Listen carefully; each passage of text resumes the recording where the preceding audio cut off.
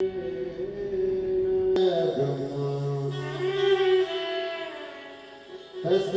श्री गुरवे नमः। ऐसी प्रेम भिक्षा लाना रे गुरु ने मंगाई।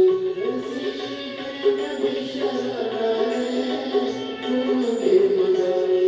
ऐसी प्रेम भिक्षा लाना रे गुरु ने मंगाई। ऐसी प्रेम भिक्षा लाना रे गुरु ने मंगाई।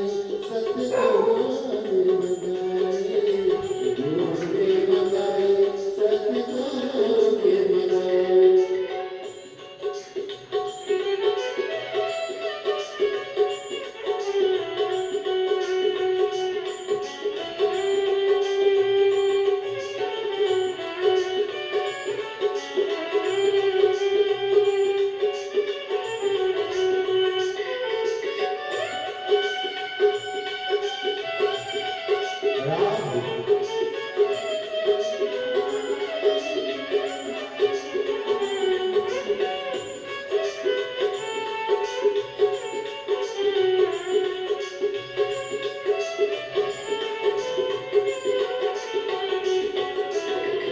पहली भिक्षा जो जगती लाना।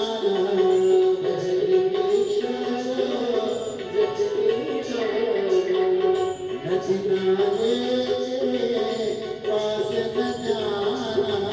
नचना रे पास न जाना। कुआं बावरी को छोड़ के आना।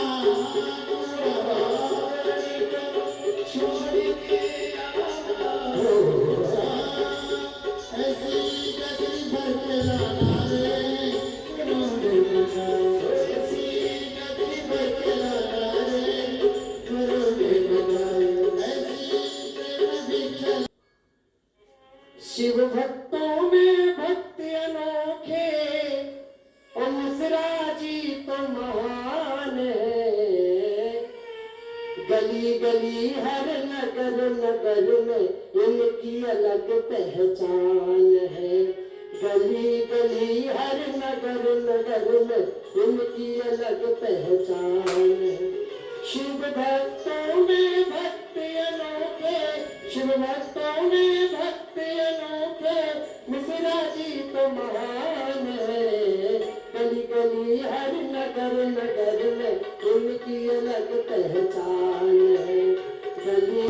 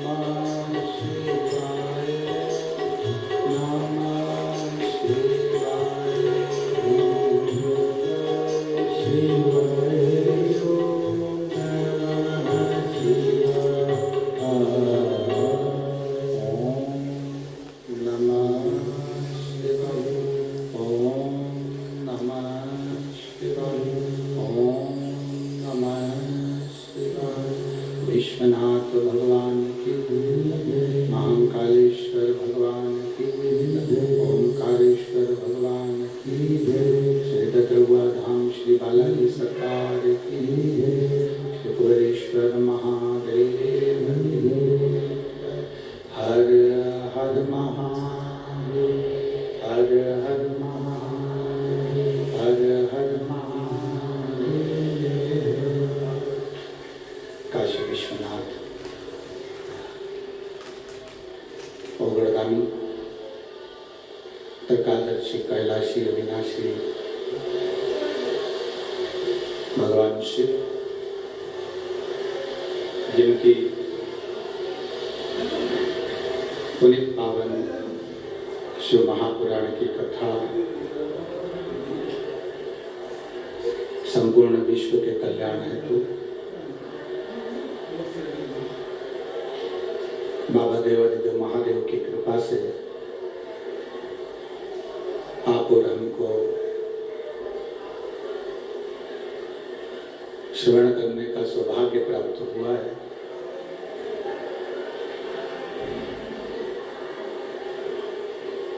आप और हम सभी बड़े भाग्यशाली हैं जो श्री हनुमान जी महाराज पूरी दुनिया में एक ही मंदिर ऐसा है जहां डॉक्टर के रूप में श्री हनुमान जी महाराज की पूजन होती है। श्री डॉक्टर हनुमान ददरुआ धाम सरकार, जिनके पावन सानिध्य में उनके आशीर्वाद से पवित्र शिव महापुराण की कथा 5 दिवसीय संतों के सानिध्य में, ब्राह्मणों के सानिध्य में श्रवण करने का सौभाग्य मिला है। कथा मंडप में विराजमान इस व्यासपीठ की शोभा बढ़ा रहे महामंडलेश्वर श्री 1008 पूज्य महाराज जी ददरुआ धाम सरकार के पावन चरणों को प्रणाम करते हैं। कथा मंच पर विराजमान सभी संत साधु गुरुजन सभी के चरणों को प्रणाम नमन करते हुए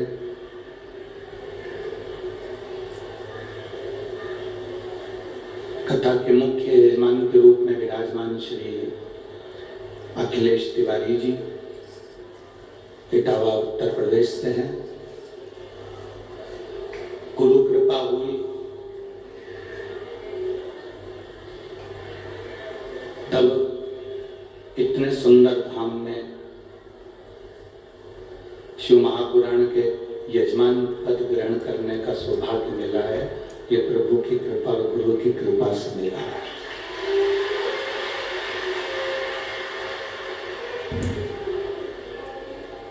हम पहले भी कथा में कहे, भागवत के यजमान बनना सरल है।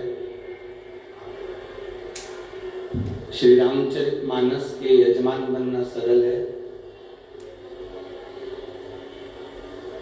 गीता, विष्णु पुराण, देवी भागवत, पद्म पुराण, अग्नि पुराण, नर्मदा पुराण, लिंग पुराण, नारद पुराण, कूर्म पुराण, मत्स्य पुराण, ब्रह्म विवर्त पुराण, इन सभी पुराणों के यजमान बनना सरल है। पर शिव महापुराण के यजमान बनना कठिन है, क्योंकि इस पुराण का यजमान केवल वही बनता है जिस पर शिव की कृपा हो और संतों पर गुरुजन की। बहुत भागवत जी के यजमान राजा परीक्षित है, रामचरितमानस के यजमान काशी के नरेश हैं, देवी भागवत मत्स्य पुराण विष्णु पुराण के यजमान स्वयं संत साधु गुरुजन है। पर केवल एक शिव पुराण ऐसी होती है जिसके यजमान कोई दूसरा नहीं होता।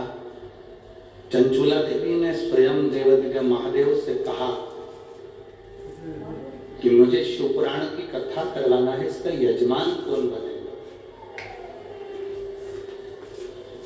तब भगवान देवदिव्य महादेव कहते हैं पार्वती जी से, पार्वती तो स्वयं जाकर चंचूला जी से कहो कि इसका यजमान कोई दूसरा नहीं बन सकता, शंकर और पार्वती दोनों ही इसके यजमान बनेंगे, कोई दूसरा नहीं बन सकता। हम कहेंगे श्री अखिलेश तिवारी जी को,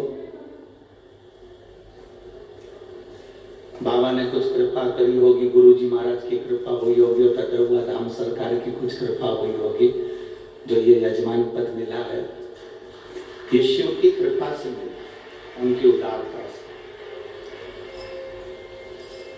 और इनसे ज्यादा किस्मत वाले हो आप सब,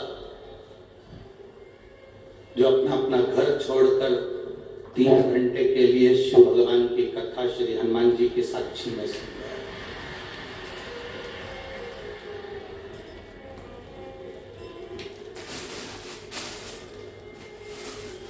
ये उनकी कृपा से आप लोग यहाँ पे।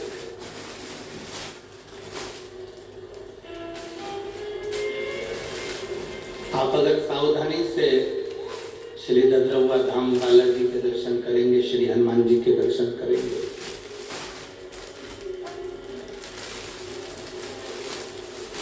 तो शायद ही पूरी दुनिया में एक ही मूर्ति होगी जो हनुमान जी नाचते हुए सखी भाव में तुम्हें दिखेंगे, वो केवल ददरौआ धाम में।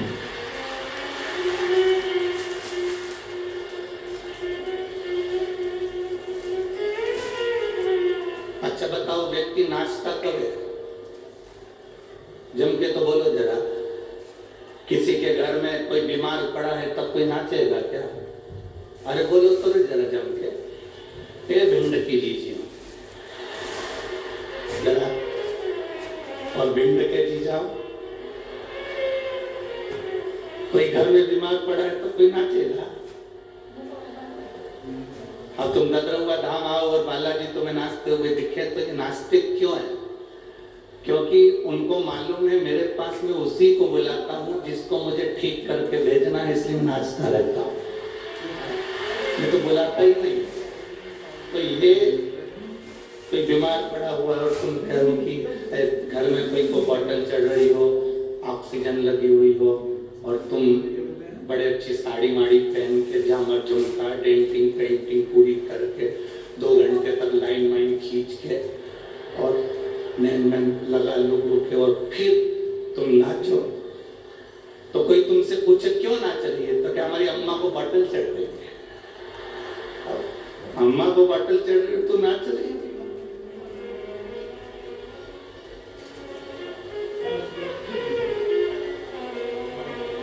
बालाजी महाराज नाचते इसलिए है कि मैं बुलाता ही उसी को हूँ जिसपे मेरी कृपा होती है। वो यहाँ तक पहुंचता ही वही, नहीं तो वो तो सीधे ग्वालियर से आगरा चले जाता। और अंदर प्रवेश ही वो करता है जिसपे मेरे को कृपा करना होती, दया करना होती। तो आस्था चैनल के माध्यम से जितने पूरे विश्व के शिव भक्त इस पवित्र 5 दिवसीय शंकर सुमन शिव महापुराण की कथा को सुन रहे हैं, आप सब ये अंदाजा लगा कर बैठना कि ददरौआ धाम सरकार की कुछ कृपा होने वाली होगी, इसलिए शिव कथा का आनंद आप अपने अपने घर से ले जाए। ये उनकी करुणा से,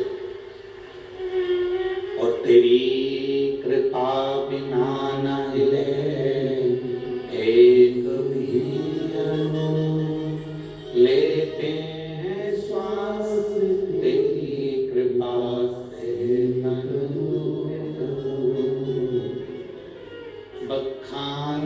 क्या करूं मैं रागों के ढेर का, चपनी भरूत में खजाना हुए का, हे गंगाधार मुक्ति द्वार ओंकार तू, बोले ओंकार तू, आयो शरण किया शंभु कार तू। देखो, जो चीज हमारे पास में नहीं होती हम उसको पाने का प्रयास करते। जो मोबाइल हमारे पास में नहीं है उस मोबाइल को पाने का हम प्रयास करते हैं। जो वस्त्र हमारे पास में नहीं है उसको पाने का हम प्रयास करते हैं। फ्रिज नहीं है, कूलर नहीं है, वॉशिंग मशीन नहीं है या कोई सामान नहीं है तो उसको पाने का हम प्रयास करते हैं। उसको पाने का तरीका ढूंढते हैं।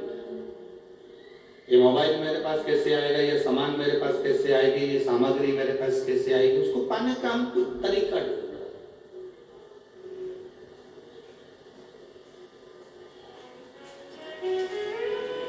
एक तरीके से अगर हमको वो मोबाइल नहीं मिलता, एक तरीके से हमारे घर में फ्रिज नहीं आता, एक तरीके से हमारे यहाँ कूलर नहीं आता, एक तरीके से हमारे यहाँ वॉशिंग मशीन या कोई सामान नहीं आता, तो हम तरीका चेंज कर देते हैं, हम दूसरा तरीका ढूंढते हैं।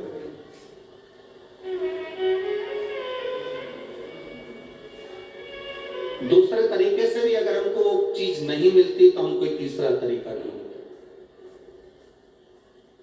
तीसरे तरीके से भी अगर कोई चीज नहीं मिलती तो हम चौथा तरीका ढूंढते हैं। शिव महापुराण की कथा कहती है, अगर तुम्हारा दुख नहीं कट रहा,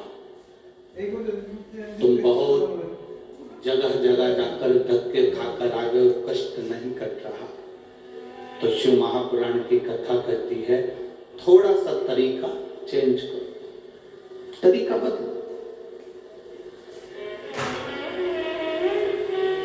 अभी तक दुनिया में भटक ली, जगह जगह जाकर हमने भटक कर देख लिया, अब हमें भटकना नहीं है। अब हमको उस भटकन को छोड़कर तरीका चेंज करना है, तरीके से बाहर। अब तरीका चेंज कर हम स्वयं शिव के मंदिर तक जाएं, एक लोटा जल बाबा के चरणों को चढ़ाएं और बाबा से विनती करें, हे भोलेनाथ, हे श्री बालाजी सरकार, हे शंभू, ऐसी कृपा करो, मेरे जीवन का दुख कटे। हम फिर उनसे कहें, हम उनसे प्रार्थना करें। जब तक हम प्रार्थना नहीं करेंगे वो सुने कैसे? एक माँ को मालूम है मेरा बेटा 4 रोटी खाता है, पर माँ 4 रोटी एक साथ थाली में नहीं रखती। एक माँ को मालूम है मेरा बेटा 3 रोटी खाता है, माँ 3 रोटी थाली में नहीं रखती। एक पत्नी को मालूम है मेरा पति 5 रोटी खाता है, पर पत्नी थाली में 5 रोटी नहीं रखती। कारण पति आवाज लगाता है, सुनो आज सब्जी अच्छी बनी है, 1 रोटी और लाओ। पत्नी को खुशी होती है। बेटा आवाज लगाता है, माँ आज दाल अच्छी बनी है, 1 रोटी और लाओ। माँ धीरे धीरे कर उसकी थाली में 1-1 रोटी 2-2 रोटी देती है और एक साथ सारी रोटी नहीं रखती। पत्नी 1-1 2-2 रोटी रखकर अपने पति की थाली में देती है, पूरी रोटी नहीं रखती। उसी तरह जैसे हम अपनी माँ को पुकारते हैं, माँ 1 रोटी और लाओ, माँ को प्रसन्नता होती है। पति आवाज लगाता है पत्नी को, मुझे 1 रोटी और ला कर दो, तो पत्नी को प्रसन्नता होती है, आज मेरे पति ने अच्छे से भोजन करा, महान कर भोजन करा, तो पति को देखकर पत्नी प्रसन्न होती है। उसी तरह जब हम देवाधिदेव महादेव के चरणों में बैठते हैं और उसके चरणों में बैठकर 1 लोटा जल समर्पित कर कहते हैं, बाबा मुझे ये दुख है, तो बाबा भी उसको काटने के लिए आतुर होता है। अपने दुख को दूसरे से ना, अपने दुख अपनों से कहने का प्रयास। जब हम अपने मन की बात जब देवादिदेव महादेव से करते हैं तब बाबा सुनता जरूर। हमने जिन वस्तुओं को जोड़ा, हम सोचते हैं इसमें सुख का अनुभव हो जाएगा, तो वो सुख का अनुभव नहीं होता। एक सेठ जी के पास में 4 चीजें बड़ी कीमती थी। एक गधा बड़ा कीमती था, एक बकरी बड़ी कीमती थी, एक घंटी बड़ी कीमती थी, एक जोड़ सेठ जी जो कपड़े पहनते थे वो भी बड़ा कीमती था। सेठ जी के पास में ये चारों चीजें बड़ी कीमती थी। गधा कीमती था, बकरी कीमती थी, घंटी कीमती थी, एक जोड़ जो कपड़े पहनता था सेठ वो कीमती था। 4 चोरों ने विचार करा इस सेठ जी की चारों चीजें चुरा ली जाए। पर चोर आपस में विचार करने लगे चुराएं तो चुराएं कैसे। सेठ इतना समझदार है कि कपड़े तो छोड़ता नहीं है, पहन के रखता। गधे की पूंछ से बकरी को बांध के रखता, बकरी के गले में घंटी बांध के रखता। सेठ जी खुद गधे पर बैठ जाता, तो कपड़े कोई चुरा नहीं सकता, खुद पहना हुआ है। गधे पर बैठा है तो गधा भी कोई नहीं चुरा सकता। गधे की पूंछ से बकरी बंधी है और बकरी के गले में घंटी बंधी है, तो घंटी बजती रहती है। तो सेठ जी को मालूम है कि बकरी भी है और घंटी भी है। अब चुराने वाला चुराएगा कैसे? चुराएं तो चुराएं कैसे? पर चोर भी होशियार थे। उन्होंने कहा 4 चौराहे पर खड़े हो जाओ। एक चौराहे के चोर ने चोरी करना प्रारंभ करा, बकरी की घंटी को धीरे धीरे पीछे से खोला और गधे की पूंछ से बांध दिया और बकरी को चुरा कर ले गए। दूसरा चोर पीछे से निकला तो बकरी को निकाल कर ले गया। अब सेठ जी के कानों में घंटी की आवाज नहीं आई, पलट कर देखा तो बकरी और घंटी दोनों गायब।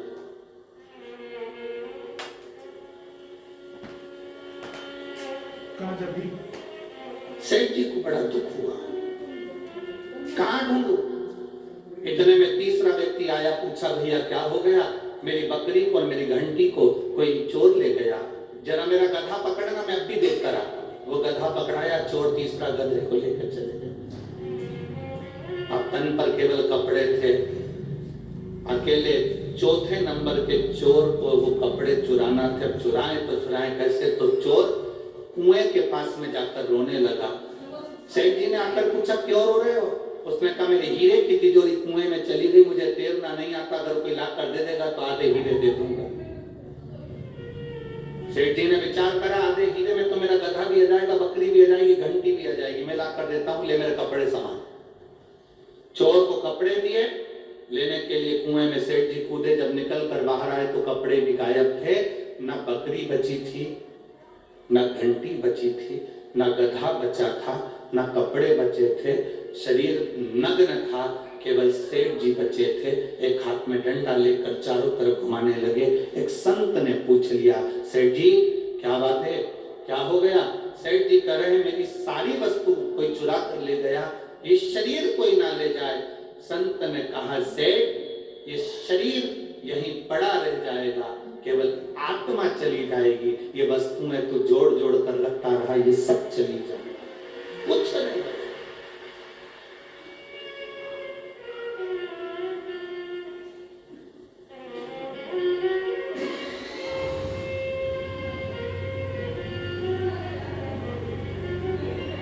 हम कहते जरूर है, अरे जी मेरा मन तो इतना बड़ा हो नहीं। कहते कहने वाले, अरे जी मेरा मन तो इतना बढ़िया है, कोई मुझसे कोई मांगता है तो मैं दे देती हूँ। कोई ने कहा कि ये दे दो जीजी, मैंने दे दिया। कोई के मुझे ये दे दो जीजी, दे दिया। और वही जीजी ट्रेन में चढ़े और अपनी सीट पे कोई बैठ जाए, फिर जीजी क्या करे? अभी तो कह रही थी कि मेरे से कोई मांगता है तो दे देते, अब कौन दे रहा? तो इतने में तो जीजी भी कह रही, भाई कहां बैठ गई तू? चलो उधर हटो। कहां बैठ रहे हो यहाँ? चलो हटो यहाँ से, ये हमारी सीट है। महाराज स्टेशन पर तुम्हें उतरना है, एक स्टेशन पर उसको उतरना है, जिसकी मंजिल आती जाती है वो उतरता चले जाता है। बस अंतर इतना है, जो ट्रेन में बैठकर मूंगफली खा लिया, मोबाइल चला लिया, अच्छे से खूब एंजॉय कर कर सफर कर लिया, उसका सफर ठीक है। नहीं तो एक न एक स्टेशन पर उतरना सभी को है। ये मानव का जो शरीर मिला है, 3.5 करोड़ रोम छिद्र, 21,600 श्वास प्रतिदिन इस मनुष्य के शरीर से निकल रही है। इस शरीर की एक एक श्वास को जिसने ठीक तरीके से रमण कर लिया, भगवान के भजन में लगाकर और कुछ परमार्थ का कार्य कर कर, तो समझो कि शरीर ठीक है। नहीं तो जाना तो सबको, जाना सबको, कोई दूसरा कर ही नहीं रहा। शंभु शरणे पड़ी मांगू घड़ी रे, दुख काटो दया करी ने दर्शन। शंभु शरणे मांगू घड़ी रे,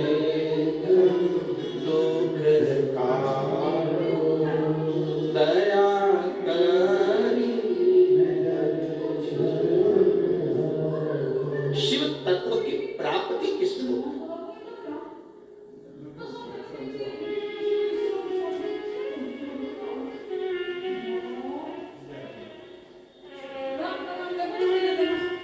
भगवान शंकर की प्राप्ति किसको कहेगी? हम संसार में जन्म लेने के बाद धन को जोड़ा, संपदा को जोड़ा, जमीन को जोड़ा, सत्ता को जोड़ा, वैभव को जोड़ा, इसमें शिव तत्व की प्राप्ति नहीं है। शिव तत्व की प्राप्ति किसको कहा? आपने अगर एक गिलास किसी को पानी पिलाया है, किसी भूखे को भोजन कराया है,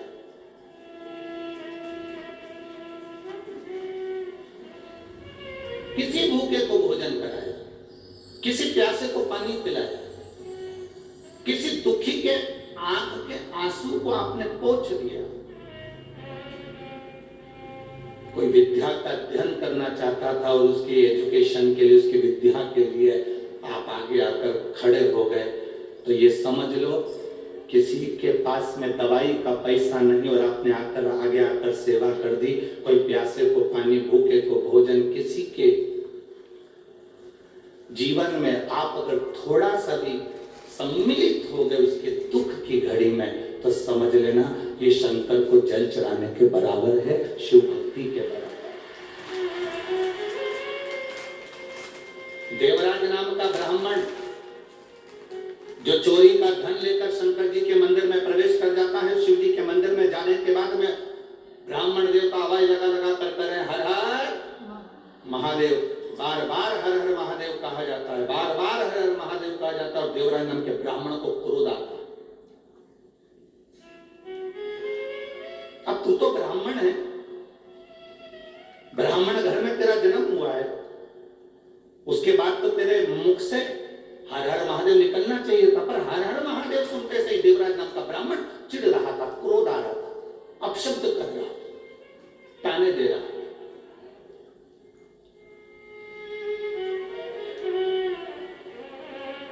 संसार में ऐसे बहुत सारे जिनको भगवान के नाम से चिढ़ हो सकती है, जिनको भगवान के भजन से चिढ़ हो सकती है, भगवान की भक्ति से चिढ़ हो सकती है, पर हमें उसका स्मरण नहीं करना है कि कौन चिढ़ रहा है, कौन अपशब्द कर रहा है, कौन ताने दे रहा है, कौन आड़ा टेढ़ा कर रहा है, हमें उससे कोई मतलब नहीं। क्या किसको रोइए, जम जम के बोलो जरा, क्या किसको रोइए, चादर तान के सोइए। आग लगे बस्ती में, खूब अच्छे से जिंदगी जियो, जरा जरा सी बात में उसने बोल दिया तुम रोने बैठ गए, उसने कह दिया तुम रोने बैठ गए, आग लगे बस्ती में, अपन रहो मस्ती। जो जितना मना करे, मंदिर के सामने से निकल कर जा रहे हो, लोग तुम पर हंस रहे हैं, बताओ ये चल दी पानी चढ़ाने के लिए, ये चल दी सियोर वाले महाराज की चेली, चली पानी चढ़ाने के लिए शंकर जी को, और तुम रूठ गई, गुस्सा आ गया, तुम्हें क्रोध आ गया। नहीं, वो जितना जितना बोले तुम उतनी जोरदार खजूर वाली चोटी बना ले, चूड़ा मुड़ा आग लगे बस्ती में, अपन लोग खूब जोरदार तरीके से। भगवान के सामने कभी भी उदास मन से नहीं जाना, बिल्कुल मत जाना।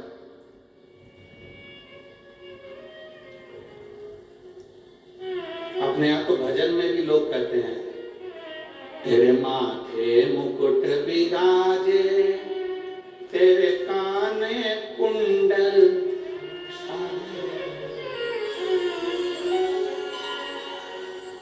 तेरे माथे मुकुट विराजे, तेरे कानों कुंडल साजे, तेरे मुख में नागर पान, अनोखी तारी जाती। ओ महाराज गदरौआ सरकार, अनोखी तारी जाती। जय हो बालाजी महाराज, अनोखी तारी, अनोखी थारी झांकी, अनोखी थारी झांकी। महाराज गदरौआ सरकार, मारा बालाजी महाराज, झांकी अनोखी थारी झांकी, अनोखी थारी झांकी, अनोखी थारी झांकी, अनोखी थारी झांकी, अनोखी थारी झांकी,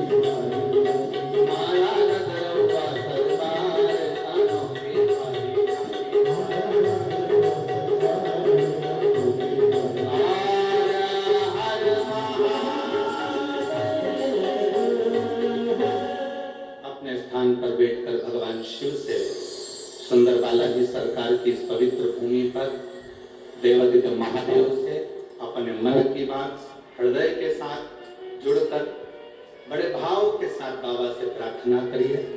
जिसको मंत्र आता है, जिसको श्री शिवाय नमस्तुभ्यम आता है, वो अपनी वाणी से थोड़ा उच्च स्वर में, तेज आवाज में बाबा से प्रार्थना बड़े भाव के साथ में करिए। श्री शिवाय नमस्तुभ्यम, श्री शिवाय नमस्तुभ्यम, श्री शिवाय नमस्तुभ्यम,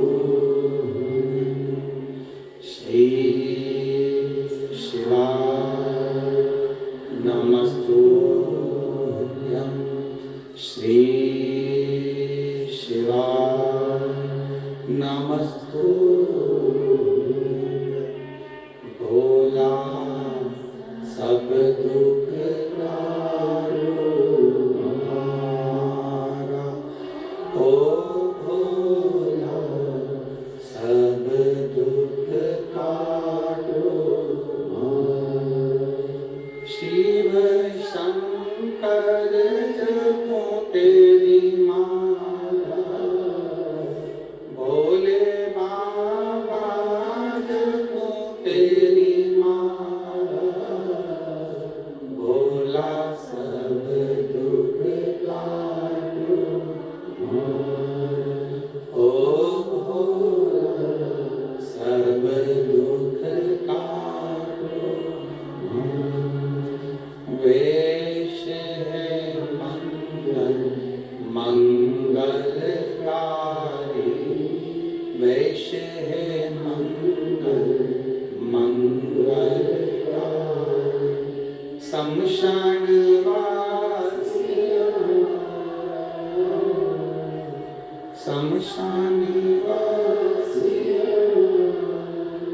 ओ भोला सब दुख काटो हमारा, ओ भोला सब दुख काटो हमारा। शिव कथा कर रही है, भगवान शंकर का संवाद करें, भगवान के सम्मुख में जब पहुंचो, चेहरे पर प्रसन्नता होना चाहिए, कोई दुख ना हो, कोई कष्ट ना हो।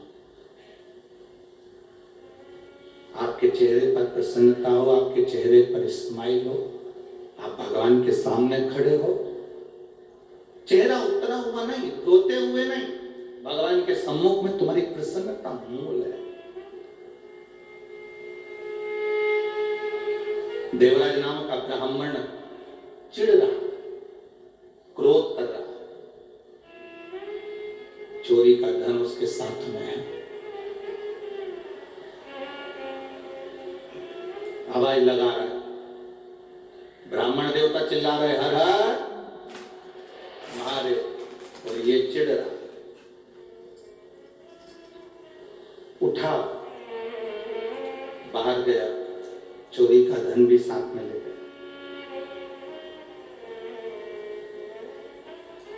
बहुत अंतर पड़ता है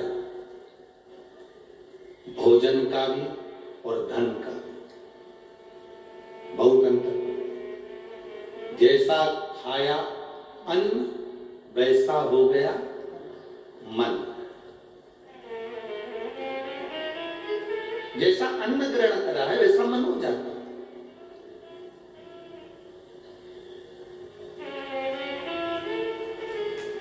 आप लोगों ने कथा सुनी होगी, भीष्म पितामह से दुर्योधन ने कितने कितने शब्द कहे, कितने शब्द।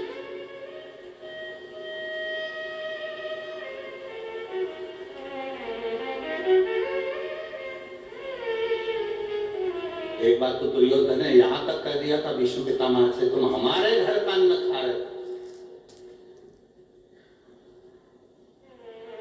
और हमारे यहाँ का खाने के बाद भी तुम हमारा साथ नहीं दे रहे, हमारे यहाँ का खाने के बाद भी साथ नहीं दे रहे।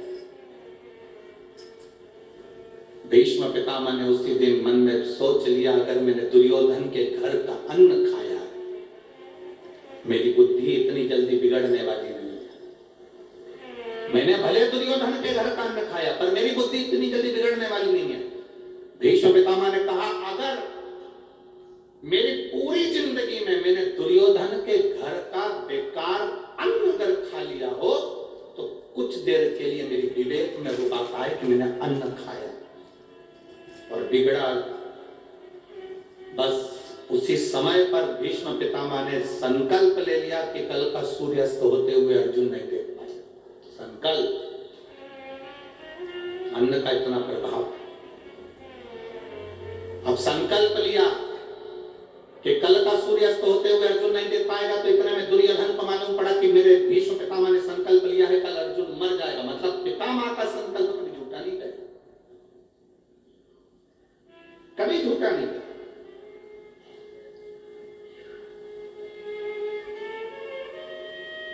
दुर्योधन ने पूरे हस्तिनापुर में और पूरे युद्ध मैदान में, कुरुक्षेत्र की भूमि पर अपने टेंट में, अपने पंडाल में अपनी ओर मोतीचूर के लड्डू बांटे। जब दुर्योधन ने मोतीचूर के लड्डू बांटे तो वो लड्डू लेकर कोई भगवान कृष्ण के दरवाजे पर उनके टेंट में पहुंच गया, उनके पंडाल में पहुंच गए। भगवान कृष्ण ने पूछा, ये लड्डू काहे के? तो जो द्वारपाल लड्डू खा रहा था उसने कहा, ये बूंदी के लड्डू हैं। द्वारिकाधीश ने कहा, ये बूंदी के लड्डू तो मुझे भी दिख रहे हैं कि बूंदी के हैं। ये नुक्ती के लड्डू, ये बूंदी के लड्डू तो मुझे भी दिख रहा है कि बूंदी के हैं। लड्डू काहे के? तो द्वारपाल फिर बोला, ये बूंदी के ही तो लड्डू हैं। भगवान द्वारकानाथ ने कहा, ये तो मुझे दिख रहा है कि बूंदी के लड्डू, लड्डू काहे के? तो ये बूंदी के ही है। अब भगवान को क्रोध आया। भगवान ने कहा, मुझे दिख रहा है कि बूंदी के लड्डू हैं, मैं ये पूछ रहा हूं ये लड्डू काहे का है? फिर द्वारपाल बोला, लड्डू खाता खाता बूंदी के हैं। अब द्वारकाधीश जब बोले, फिर द्वारकाधीश ने कहा, देख मैं तेरे से एक बात कह रहा हूं, मुझे ये बता दे कि ये लड्डू काहे के? फिर द्वारपाल ने लड्डू खाकर कब बूंदी के। भगवान द्वारिकाधीश मुस्कुरा कर बोले, अब मुझे ये बता, ये लड्डू कौन बंटवारा? तो द्वारपाल बोला, ये दुर्योधन बंटवारा। अच्छा, क्यों बंटवारा? कल अर्जुन मर जाएगा, भीष्म पितामह ने संकल्प लिया। अच्छा, भगवान कृष्ण ने कहा, जल्दी से मेरे को भी 4 लड्डू दे दे। द्वारकाधीश ने 4 लड्डू लिए, द्रौपदी के कक्ष में प्रवेश कर, और द्रौपदी के कक्ष में प्रवेश कर द्वारकाधीश ने आवाज लगाकर कहा, द्रौपदी, ए द्रौपदी। द्रौपदी आई, भैया क्या बात है? भगवान ने कहा, ले द्रौपदी लड्डू खा ले। द्रौपदी ने पूछा, काहे के लड्डू है? भगवान बोले, मोतीचूर के हैं। इस लड्डू की कहानी बड़ी विचित्र, तू तो खा ले। द्रौपदी ने लड्डू लिया, खाते खाते फिर पूछा, लड्डू काहे के? भगवान बोले, मोतीचूर के हैं। अब द्रौपदी ने पूछा, कि रात के 1:30-2 बज रही है, रात्रि का दूसरा पहर हो रहा है और तू मुझे लड्डू खिलाने आया, आखिर ये लड्डू कौन ला कर दिया? तो कहा, मेरे द्वारपाल ने दिए। क्यों दिए? कल भीष्म पितामह ने प्रतिज्ञा करी है, कल अर्जुन मर जाएगा, सूर्यास्त होते हुए नहीं देख पाएगा। तो मैंने सोचा, अपनी बहन का पति मरने वाला है, कल तुम्हें लड्डू आज ही खिलाया। भगवान बोले, जैसे बोले तो द्रौपदी ने कहा, लाओ मेरे को 2 लड्डू और दो, तो तुमने छुपा के रखे। द्वारकाधीश ने 2 लड्डू और दिए, तो द्वारकानाथ ने कहा, द्रौपदी तेरा पति मरने वाला और तू लड्डू खा रही है। द्रौपदी बोली, जब भाई खिला रहा है तो अच्छे से खाओ, बाद में देखा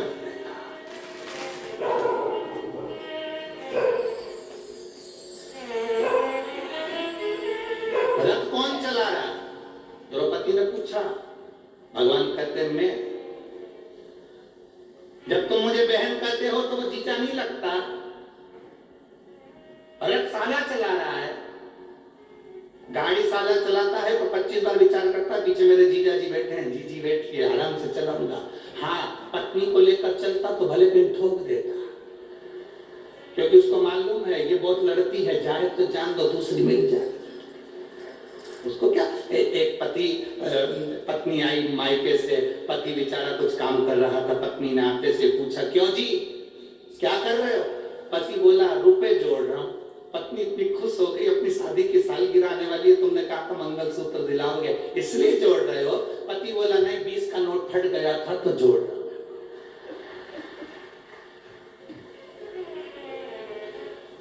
पत्नी भी अंदर गई, फटे हुए दूध की चाय बना के दे दिया, अब तुम इसको भी जोड़ लो। अब भगवान ने कहा ले ये लड्डू, द्रौपदी ने लड्डू खाया और भगवान से कहा, आप कह रहे हो मेरा पति मरने वाला? हाँ, भीष्म पितामह की प्रतिज्ञा खाली नहीं जा सकती। उन्होंने प्रतिज्ञा करी थी जीवन भर कुंवारा रहूंगा, तो कुंवारे रहे। अब प्रतिज्ञा करी कि कल का सूर्यास्त होते हुए अर्जुन नहीं देखेगा, तो प्रतिज्ञा बिल्कुल पक्की है। ठीक है, लाओ 2 लड्डू और दो। द्रौपदी लड्डू खा रही है। द्वारकाधीश ने कहा, द्रौपदी थोड़ी तो शर्म करो, पति मरने वाला है, तुमको चिंता नहीं?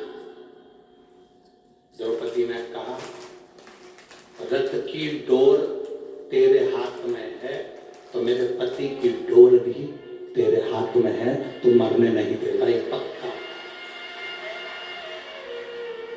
अब सौंप दिया इस जीवन का सब भार तुम्हारे है, हार तुम्हारे हाथों में और जीत तुम्हारे हाथों। तू मरने नहीं देगा, ये पक्का। एक पत्र आया है, देखिए।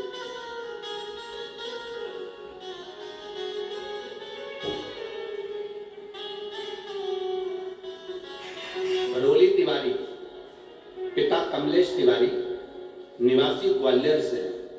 कहीं बैठे हो तो हाथ हिला सकते हैं, कहीं बैठे हो तो हाथ हिला। रोली तिवारी, पिता कमलेश तिवारी, निवासी ग्वालियर। जिनको पत्र पढ़ना है हमारे साथ में एलईडी पर, आस्था चैनल पर, टीवी के माध्यम से पत्र पढ़ सकते हैं। आप ही हैं? हाथ हिला दो एक बार। हाँ, दोनों हाथ ऐसे हिलाओ एक बार।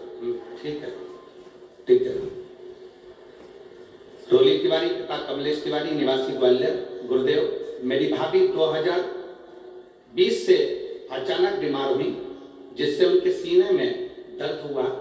दिखाया तो सीने के अंदर एक गांठ थी, चेस्ट में गांठ हुई। उस गांठ को निकाला गया, पस निकालकर उस गांठ की जांच कराने के लिए बाहर भेजा गया। जब गांठ की जांच करने के लिए बाहर भेजा, तब उस जांच में आया कि मेरी भाभी को बड़ी बीमारी हो गई, कैंसर जैसा रोग हो गया। डॉक्टर ने ऑपरेशन का बोल दिया। हमने ऑपरेशन भी करवाया, पर ऑपरेशन कराने के बाद वो बीमारी और फैलती चली गई, आराम लगना बंद हो गया। भाभी बिस्तर पर पड़ गई, खा नहीं पाती, पी नहीं पाती, बहुत बीमार रहने लगी। तब हमने, किसी ने कहा, रोज एक हमारी पड़ोसन शिव जी को जल चढ़ाने जाती है, हमने उसके कहने पर पशुपतिनाथ का व्रत किया, पर भाभी को कोई आराम नहीं मिल पाया। दूसरी बार हमने फिर पशुपति व्रत किया। पशुपति व्रत करते करते हमने भाभी को शंकर जी पे चढ़ा हुआ जल देना प्रारंभ करा। जैसे ही शिव जी पर चढ़ाया हुआ जल देना प्रारंभ करा, तीसरा पशुपति व्रत हुआ गुरुदेव, जो 2020 से पलंग पर पड़ी थी, एक अंश भी हिल नहीं सकती थी, उठ नहीं सकती थी, चल नहीं सकती थी, खा नहीं सकती थी। हम बाबा का क्या गुणगान करें गुरुदेव। बाबा बाबा है। हमने शिव जी पर जल चढ़ाकर उसको देना प्रारंभ करा और एक बेलपत्री उसको देना चालू करी। बाबा की कृपा से उसकी रिपोर्ट भी नॉर्मल आई और 16 अगस्त से उसने चलना फिरना बाबा की कृपा से चालू कर दिया। अब उसको आराम है बाबू। हाथ दिलाइए एक बार, दोनों हाथ। हर हर महादेव। बैठिए। गुरुदेव, डॉक्टर ने भी कह दिया इसका रोग समाप्त हो रहा और बाबा की कृपा होना प्रारंभ हुई। ये शिव तत्व है। आपका विश्वास, आपका भरोसा, आपकी दृढ़ता, आप जिस जिस विश्वास से, जिस भरोसे से शंकर भगवान को जल चढ़ाते हो, शिव उस जल को अमृत तत्व में परिवर्तित कर देते। खाली न जाता कोई दर से तुम्हारे, खाली न जाता कोई दर से तुम्हारे, मैं भी खड़ा हूँ नंगे पाए अपने हृदय लगा लो, गिरा जा रहा हूँ, उठा लो भोले अपने दर से, अब तो न टालो, गिरी जा रही हूँ, उठा लो। वो कृपा जब करता है। अभी हमने कहा कि महाराज जी कथा करवाए, गुरु बाबा की कृपा हुई, यजमान पर कृपा हुई, कथा हुई, ददरवा धाम सरकार के पावन चरणों में कथा का लाभ ले रहे हैं। हम इतना जरूर कहेंगे, अगर बालाजी ने, हनुमान जी ने तुमको यहाँ कथा सुनने के लिए बुलाया है शिव जी की, तो खाली तो नहीं जाओगे, ये झोली भरी जरूर जाओगे निश्चित। बोल बम का नारा है, आप उसके भरोसे पर, उसके विश्वास पर।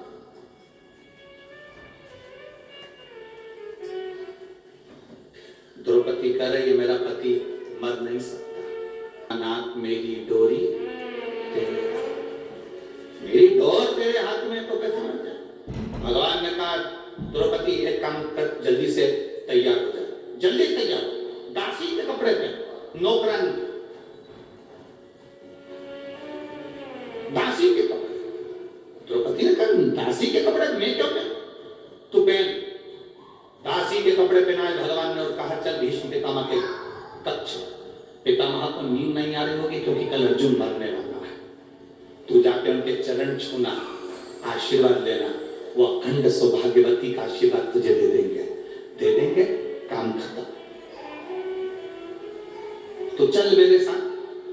द्रौपदी दासी के कपड़े पहनकर चली, पांव में जूतियां पहन गई द्रौपदी, पांव में चप्पल पहन गई। भगवान ने आवाज लगी द्रौपदी रुक रुक रुक, इधर जल्दी जल्दी। द्रौपदी का क्या भैया, चप्पल निकाल जल्दी से। द्रौपदी के पांव की जूतियों को, चप्पल को भगवान ने चप्पल में चप्पल फंसाया और काली कम्बल ओढ़कर एक वृक्ष के नीचे चप्पल का टेका लगाकर मेरा द्वारकाधीश सो गया। मेरे द्वारिका के नाथ सो गए, चप्पल का टेका लगाकर काली कम्बल ओढ़कर जो मेरा द्वारका का नाथ सोया। द्रौपदी को कहा कोई पूछे कि अंदर क्यों जा रही हो, कहना मैं दासी हूं, झूठे बर्तन उठाने का चले। दरवाजे पर जैसे पहुंचे द्वारपालों ने मना करा, तुम कौन, दासी, चल मैं झूठे बर्तन उठाने में। अंदर चली गई। भीष्म पितामह खिड़की के पास खड़े थे, नींद नहीं आ रही थी। द्रौपदी ने चरण पकड़ लिए। भीष्म पितामह को लगा दुर्योधन की पत्नी रोज सुबह जल्दी स्नान करके मुझे प्रणाम करने आती है, आज और जल्दी आ गई। उनको क्या मालूम था, वो तो समझे दुर्योधन की पत्नी है, उनको क्या मालूम था कि द्रौपदी है। उन्होंने तुरंत जो देखा, द्रौपदी तो इतना इतना पल्लू लेकर गई थी, क्योंकि सेविका थी, दासी थी, दासी इतना पल्लू करके जाती थी राजभोग, सेविका। पल्लू का फायदा कितना है। माताएं 2 बार पल्लू करती है, एक बार शादी कर आती है तब इतना पल्लू रखती है, क्योंकि मुंह दिखाई होती है तो सोने की रकम मिलती है। और दूसरी बार माताएं इतना पल्लू जब रखती है जब घर में कोई बुढ़ा बुढ़ी मरता है, कोई बुजुर्ग जब मरता है तब इतना पल्लू रखती है, क्योंकि आंख में आंसू तो एक भी नहीं आता, बस अंदर डिजाइन में चिल्लाती रहती है। अब बोले तो बोले, पहले था पल्लू का नियम इतना, धीरे धीरे यहां आया, फिर यहां,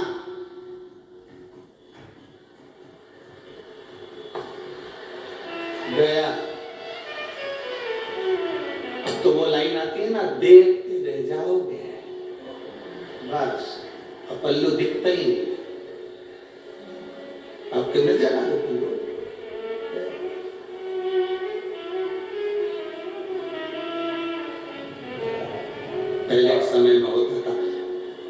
नानी बाई का मायरा सुना है आप लोगों ने?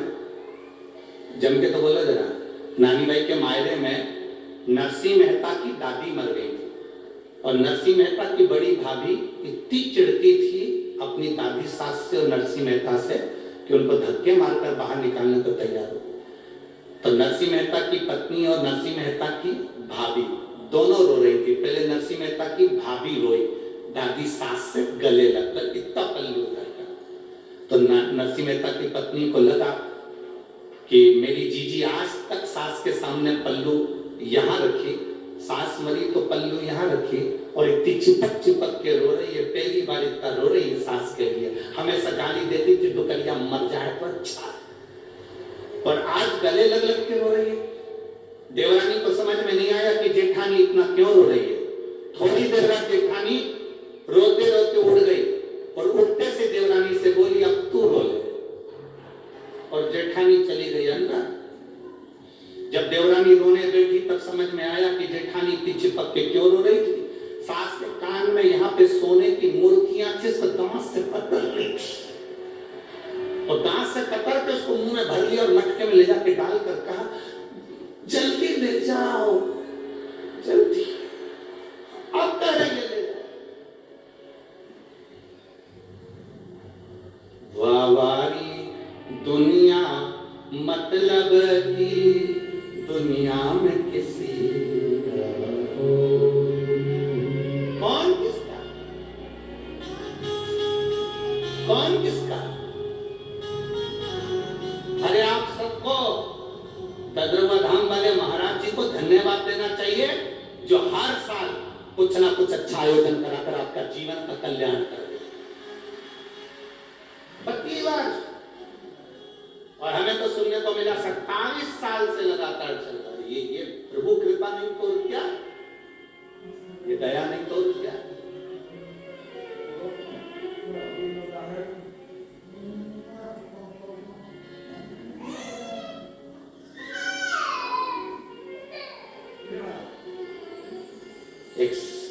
एक संत वो होते हैं जो केवल अपने अपने वालों को खिला देते हैं, अपने अपने वालों के लिए कोई आयोजन अरेंज कर लेते हैं, पर ये वो संत हैं जो केवल अपने वालों के लिए नहीं सबके लिए करते रहते हैं। ये वो संत सहज नहीं। संत का जो स्वभाव होता है वो यही होना चाहिए, निर्मल मन सोमयी निर्मल।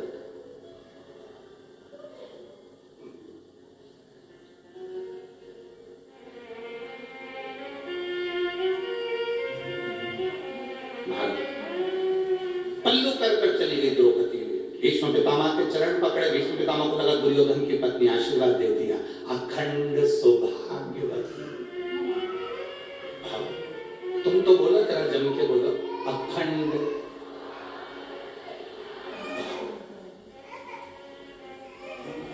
फिर से बोलो, हाथ उठा के तो बोलो, हाथ उठा के अखंड सौभाग्यवती। फिर से बोलो,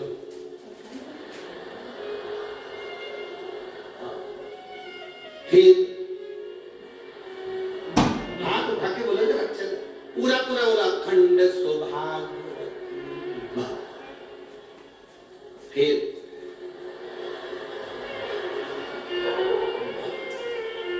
बात इसके नहीं, हम तुमसे बुलवाकर इसलिए देख रहे हैं क्योंकि सुदामा जी द्वारका गए थे और जब उन्होंने द्वारकाधीश ने सुदामा जी से कहा था देखो तुम्हारी बहुएं तुम्हें प्रणाम करने के लिए आएंगे, तुम्हारी सब घर की मेरी जितनी पत्नियां हैं सब प्रणाम करने आएगी, तुम आशीर्वाद देना।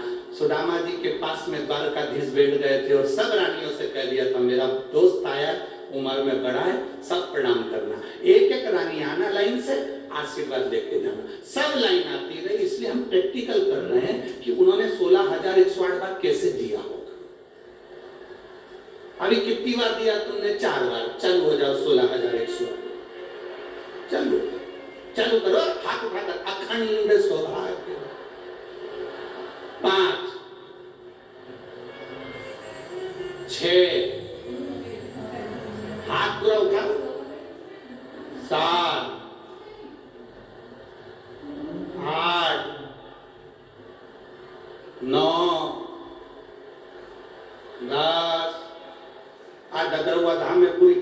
नहीं करना है। फिर वापिस बोलो 11।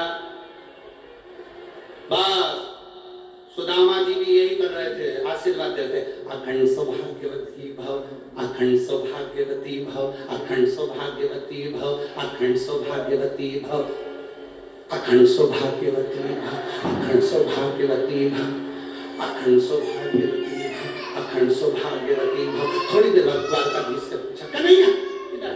कन्हैया बोला, क्या तेरी है? हाँ अपनी है, चलने दे। अखंड सौभाग्यवती, अखंड सौभाग्यवती। 60-70 निकल गए। कन्हैया ये भी तेरी है? हाँ अपनी है। सौभाग्यवती भव।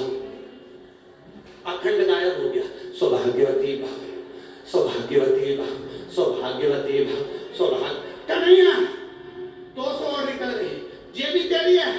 हाँ चलने दे। भाव भाव भाव भाव। कन्हैया ये भी तेरी है? हाँ कितनी है? 16,108। कन्हैया सुदामा जी बोले, मुझे मेरे घर छोड़िया, मेरी पत्नी को अखंड सौभाग्यवती का आशीर्वाद की जरूरत पड़ जाएगी, छोड़िया मैं नहीं दे सकता। कन्हैया बोले, अभी तो तेरी बहुएं आई हैं, इसके बाद इनके बच्चे आएंगे। तो कन्हैया ने जैसे ही कहा तो सुदामा जी ने पूछा, कितने बच्चे हैं? भगवान कृष्ण बोले, शंकर जी की कृपा से एक एक रानी से 11-11, 10 छोरा, 1 छोरी, 1,77,186। सुदामा जी सिंहासन से नीचे गिर गए। दादा पूरा जिला यहीं बसा लिया, मेरे घर छोड़ दिया। तुम पूरी सुदामा जी की कथा देखना। सुदामा जी जैसे आए थे वैसे और टेप के गए, दे गए। लोग कह रहे थे कि भगवान द्वारकाधीश ने 3 लोग का राज दिया। कोई द्वारकाधीश से पूछे सुदामा ने क्या क्या दिया, क्या नहीं दिया। अब भीष्म पितामह ने कह दिया। क्या बोले भीष्म पितामह द्रौपदी को? बोलो जम के बोलो, हम तुमसे इतना नहीं खिलवाएंगे, बोलो जम के बोलो।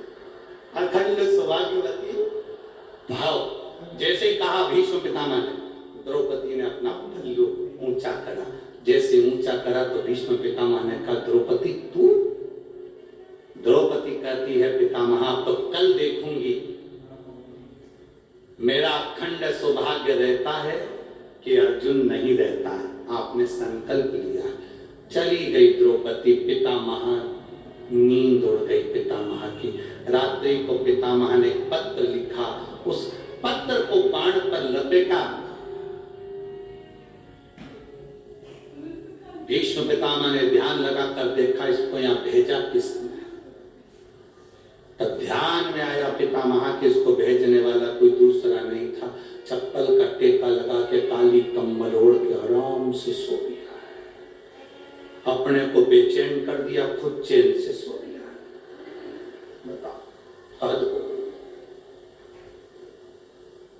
इसलिए ददरुआ धाम बालाजी महाराज ठुमका लगाते हुए दिखते हैं। खूब आनंद में आग लगे बस्ती में, अपन रहो मस्त। वो कहता है खुश रहो, प्रसन्न, आनंद। दूसरे दिन युद्ध प्रारंभ हुआ।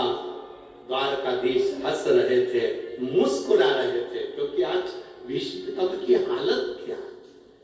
भीष्म पितामह देखे कि द्वारकाधीश हंस रहे हैं, उन्होंने बाण छोड़ दिया। वो बाण द्वारकाधीश के चरणों में गया। पत्र द्वारकाधीश ने निकाला, पढ़ा। अभी तक द्वारकानाथ रो रहे थे, हंस रहे थे, अब द्वारकानाथ रोने लगे। जैसे रोए तो गुप्त रूप से रुक्मणी, सतभामा, जामवंती, कालिंदी, मित्रगंधा, लक्ष्मणा सब आ गई।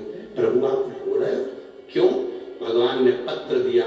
उस पत्र में लिखा था, दीन बंधु दीनानाथ मेरी डोरी। तू केवल अर्जुन की डोरी नहीं संभाला, मेरी भी डोर संभालना। नीचे लिख दिया, मेरा प्रण ना छूटे और अखंड सौभाग्यवती होने का वर ना छूटे। अब तू निपट, क्या करना है? अब तुझे निपटना है। करना क्या? ये तेरे ऊपर निर्भर करता है, मेरे ऊपर नहीं। एक माँ ने पत्र लिखा जिसको वो बीमारी हो गई थी जो बीमारी लाखों लोगों में से एक को होती है, जिसके शरीर की नसें चौक हो जाती है, शरीर काम करना बंद कर देता, पलंग पर पटक जाता है और वो शरीर बेकार हो जाता है। एक माँ ने पत्र लिखा है इसमें।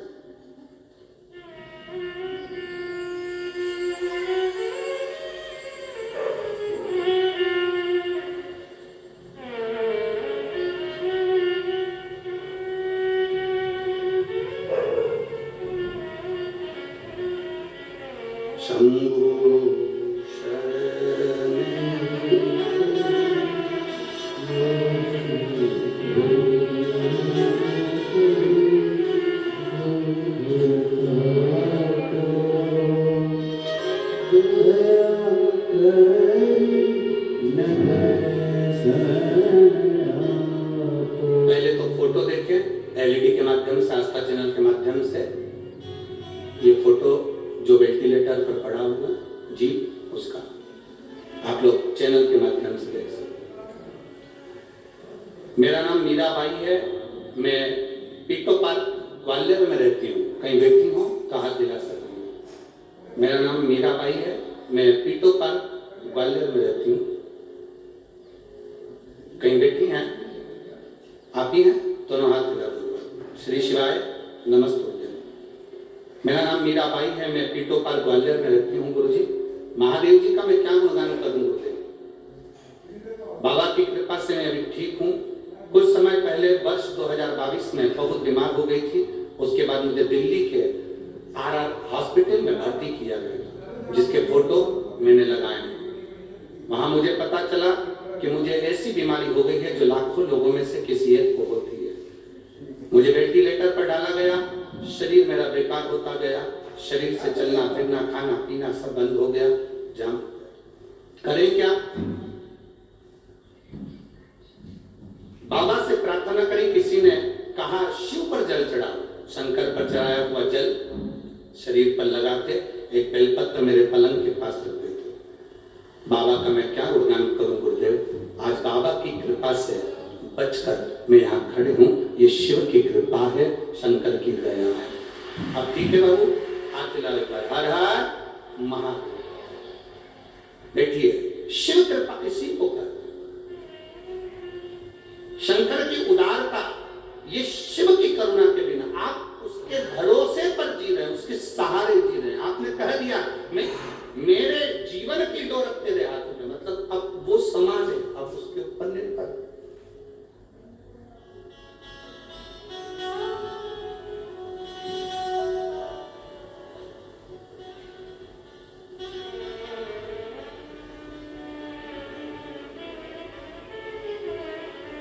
अब सौंप दिया इस जीवन का सब भार संपूर्ण जीवन का भार हमने उसको दे। अब हमारा नहीं कुछ, हम उसको दे।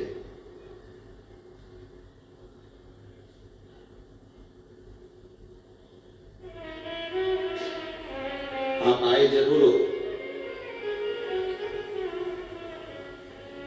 अब ये गजरा धाम की जो भूमि है, यहाँ आसपास में कोई बहुत होटलें नहीं है क्या? जम के बोलो जरा। कोई रहने के लिए कोई बहुत सारी व्यवस्था है क्या? नहीं। जो कुछ भी बालाजी सरकार ने गुरुजी महाराज के माध्यम से, महाराज जी के माध्यम से व्यवस्था करवाई, वो ये व्यवस्था है। अब तुम यहाँ किसी रिश्तेदार से मिलने के लिए नहीं आए। यहाँ 5 दिन तुम डेरा जमाकर डॉक्टर हनुमान जी से शिव महापुराण की कथा सुनने के लिए अगर आए हो तो ये मेरा विश्वास कहता है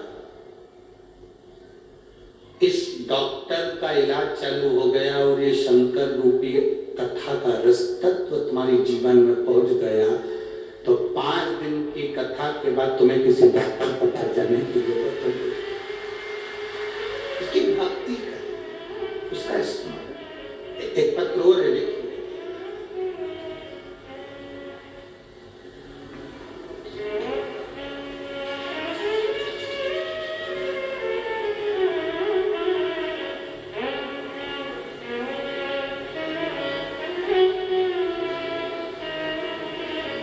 मेरा बेटा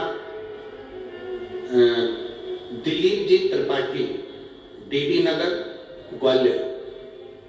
कहीं बैठे हैं आप ही हैं? दोनों हाथ हिलाओ एक बार। श्री शिवाय नमस्ते। मैं दिलीप जी त्रिपाठी, डीडी नगर, ग्वालियर से हूं। मेरा मोबाइल नंबर ये है। मेरा बेटा प्रेरित को 2020 में ब्रेन हेमरेज हुआ था। बाबा की कृपा से भूतेश्वर महादेव का जैसा जैसा आपने अभिषेक पूजन का वर्णन किया वैसा करा। दिल्ली एम्स में उसको भर्ती करा गया। बहुत ज्यादा हालत खराब हो गई। तब शंकर को जल चढ़ाना, अभिषेक करना, पूजन करना, बाबा के भरोसे रहना। गुरुजी आप कहते हो शिव के भरोसे रहो, बाबा के भरोसे रहे। इसलिए बाबा की कृपा से मेरा बेटा ठीक होकर आ गया और बाबा की कृपा से हम यहाँ नमन करने के लिए प्रणाम कर रहे हैं। एक बार दोनों हाथ हिलाकर हर हर महादेव। बैठिए। शिव तत्व की प्राप्ति इसी को, आपका भरोसा जितना दृढ़ होगा भगवान की प्राप्ति उतनी सरलता से, उतनी सहजता से।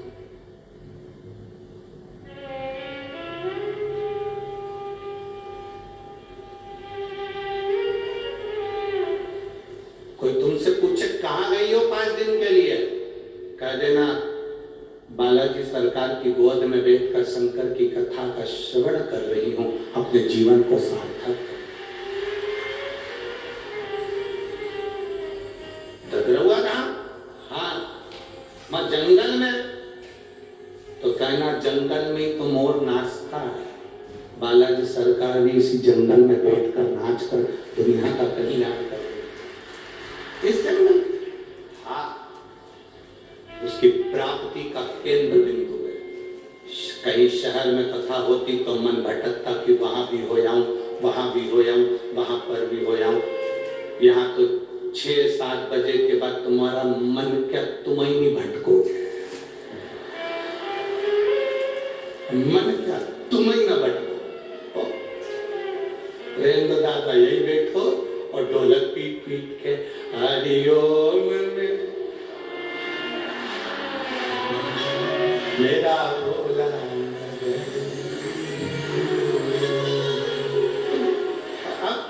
तुम्हारा तुम मन करे तो कहाँ जाना, बस यही बैठे भजन करा, स्मरण करा, कीर्तन करा, मंत्र जाप करा, नाम जाप करा, 5 दिन तक जपते रहे उसका नाम श्री शिवाय नमस्तुभ्यं बोलते रहे और अपने जीवन को सार्थक बनाते रहे। इससे बढ़कर सुख क्या है, इससे बढ़कर आनंद क्या है।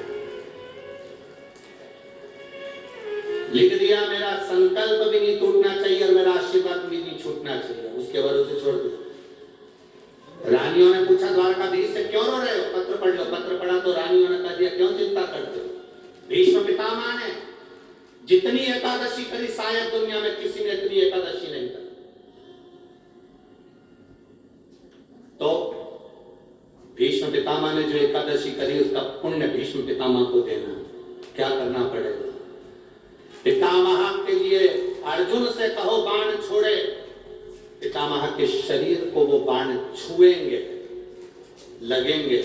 दुनिया को लगेगा कि भीष्म पितामह बाणों की सैया पर पड़े हैं, और भीष्म पितामह बाणों की सैया पर नहीं। पितामह ने जितनी एकादशी करी है वो सारी एकादशी बाण बनकर भीष्म पितामह को अपने हाथ पर झेल लेगी, उसको मरने नहीं।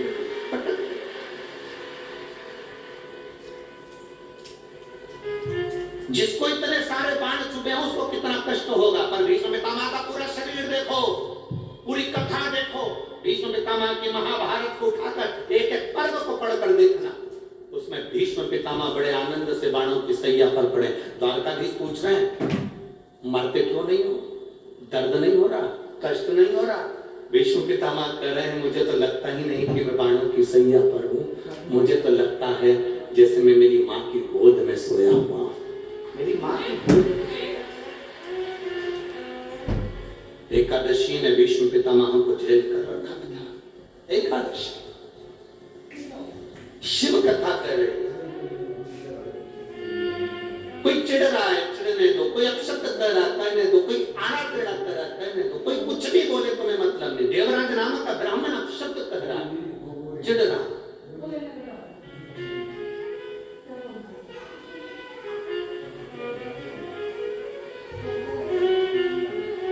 चिढ़ रहा।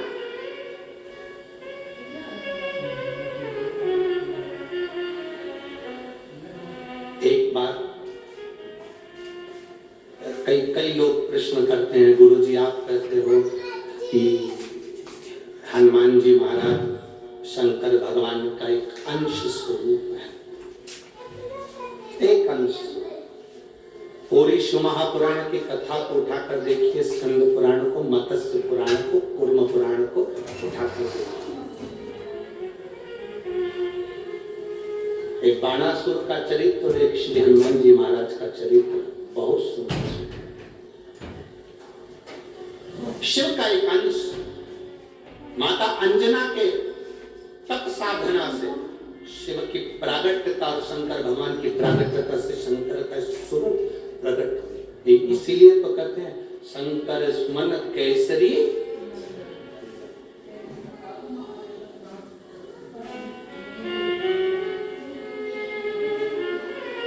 शिव का एक स्वरूप है हनुमान जी। हम तो हमेशा कहते हैं अगर आप हनुमान जी का भी दर्शन कर रहे हैं तो ये अंदाजा लगाकर रखें कि आप शंकर का दर्शन कर रहे हैं।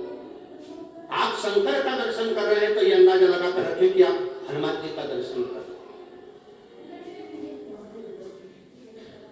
सब एक, कोई भेद नहीं, सब एक, कोई भेद नहीं। देवता कोई भेदता नहीं, सब में एक समान। भगवान कृष्ण ने गीता किसको सुनाई थी? जब के बोलो, युद्ध के मैदान में भगवान कृष्ण ने गीता किसको सुनाई थी? जम के बोलो, जरा आवाज आना चाहिए। किसको सुनाई थी? अर्जुन। पक्का लाख कर दो, पक्का है कि अर्जुन को गीता सुनाई थी। जिसने स्कंद पुराण का स्मरण करा हो, मत्स्य पुराण का स्मरण करा हो, उसमें संवाद मिलता है द्वारकाधीश के पास में जब अर्जुन पहुंचे, अर्जुन ने निवेदन करा कि आप मेरी ओर से युद्ध लड़े। भगवान ने कहा भी जाओ, मैं बुलाऊंगा तब आना।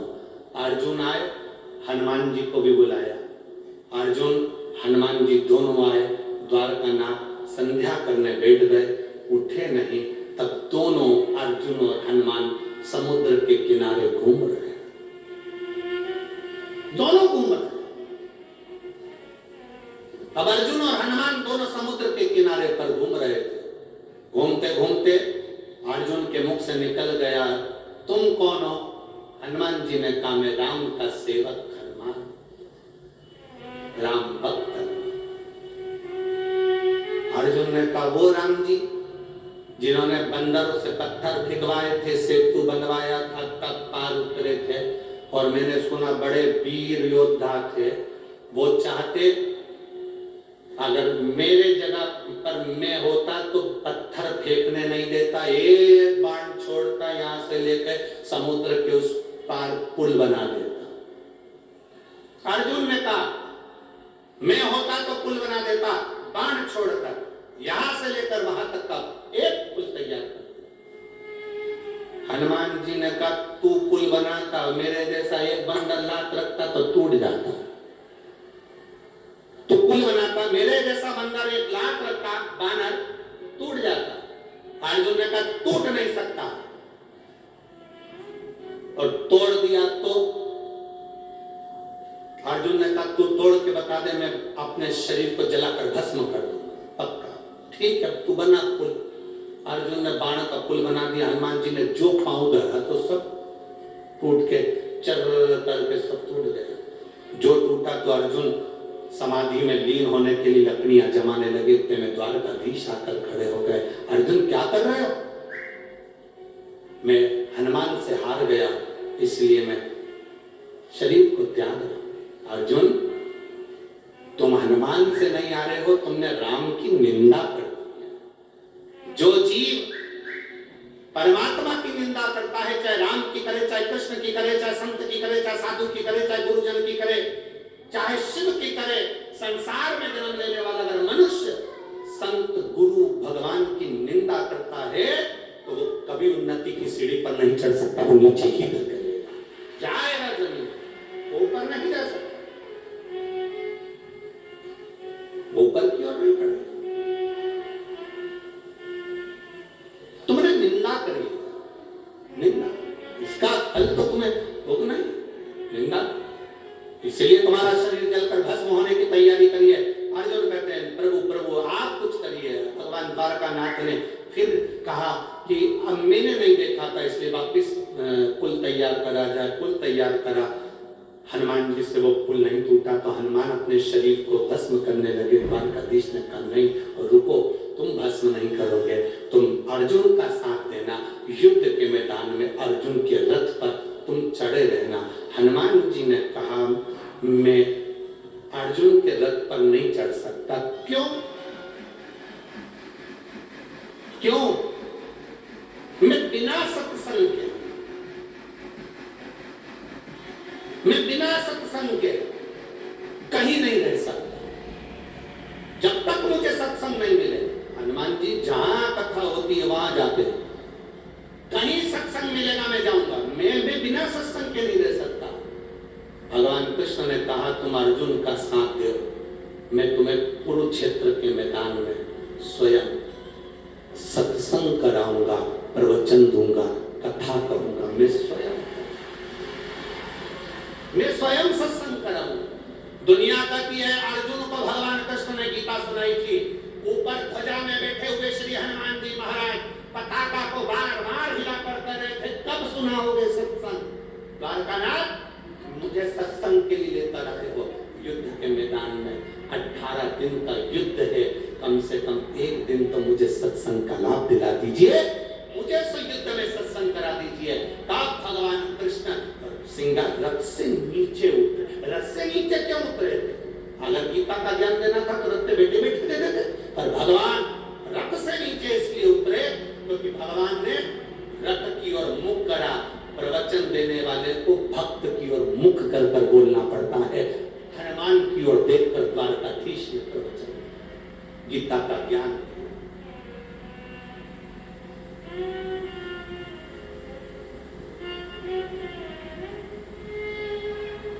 शंकर सुमन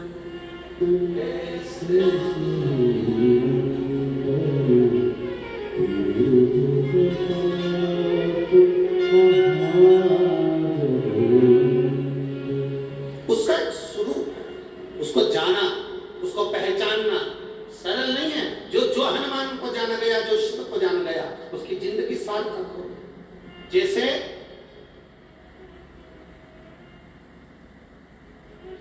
आप एक बेलपत्र,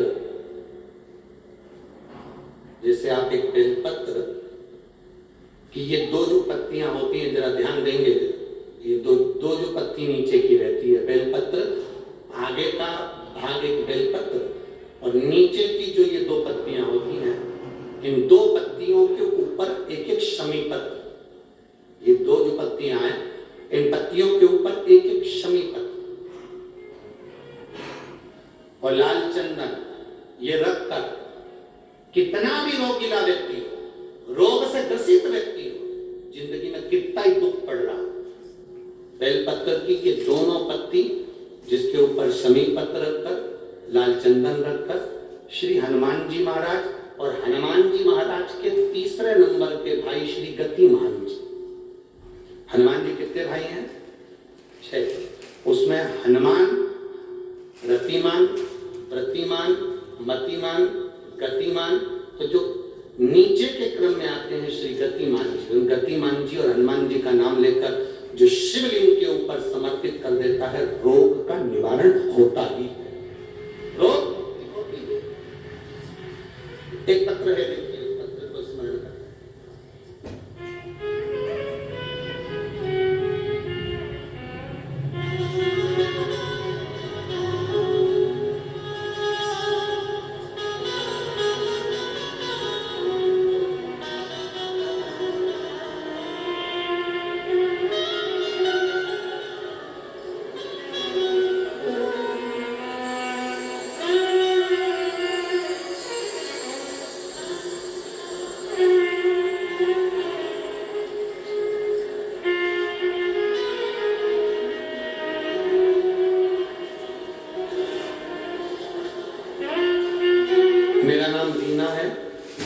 और मैं इंदौर विजयनगर से आई। कहीं बैठी हो तो हाथ हिला सकती हैं। मेरा नाम रीना है और मैं इंदौर विजयनगर से आई हूँ। कहीं बैठी हैं तो हाथ हिला सकती हैं।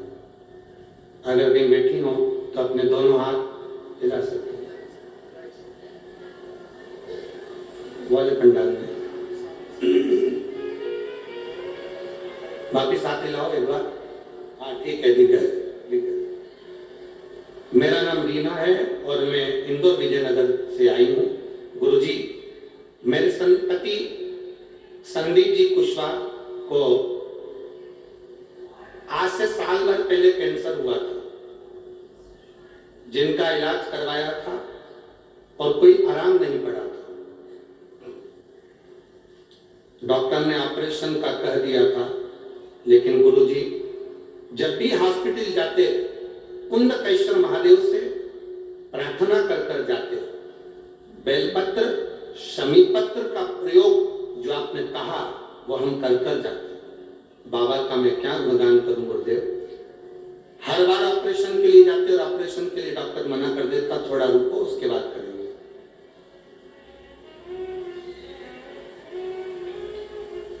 फिर ऑपरेशन के लिए गए, फिर मना कर दिया। गुरुदेव आप कथा में बोले शिव और हनुमान एक है, उसके सिवा इनमें कोई भेद नहीं, ना शंकर में भेद है ना हनुमान में, इनको एक माना है। हमने बाबा से विनती करी, उसी बीच में किसी ने हमसे कहा कि आप त्रिजुगी नारायण का पानी पिलाना चालू करो। हमने पानी देना चालू करा।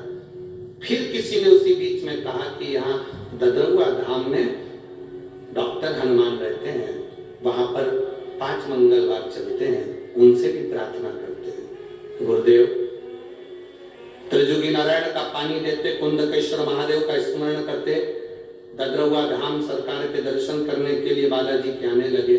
बाबा का मैं क्या गुणगान करूं गुरुदेव। वास्तव में शिव हनुमान के रूप में, हनुमान शिव के रूप में है। दोनों ने साथ लिया। आज मेरे पति ठीक हैं, मैं बाबा को यहाँ नमन करूं। पति आए हैं के साथ में आए हैं, हाथ हिलाओ जरा। हाँ, अब ठीक है, आराम है आपको। श्री शिवाय नमस्तुभ्यम। बैठिए, बाबा की कृपा का स्मरण करते रहिए। शिव तत्व की प्राप्ति।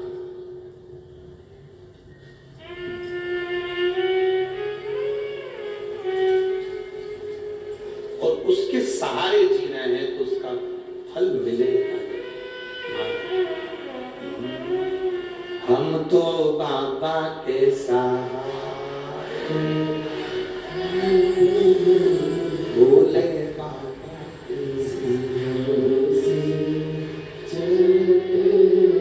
भोले बाबा के भरोसे चलते हैं। भोले बाबा के भरोसे चलते हैं।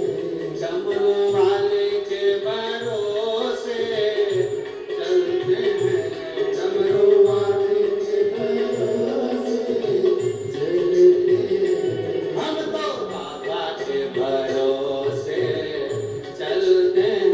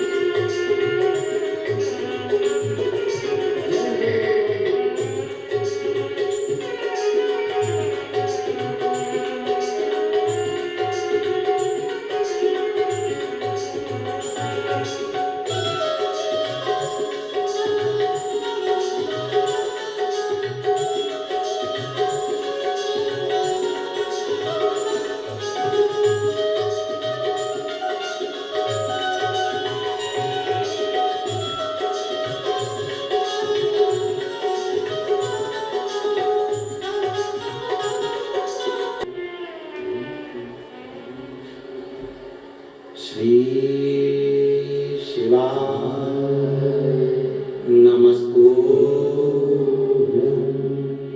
श्री शिवाय नमस्तुभ्यं। श्री शिवाय नमस्तुभ्यं। श्री शिवाय नमस्तुभ्यं। श्री शिवाय नमस्तुभ्यं।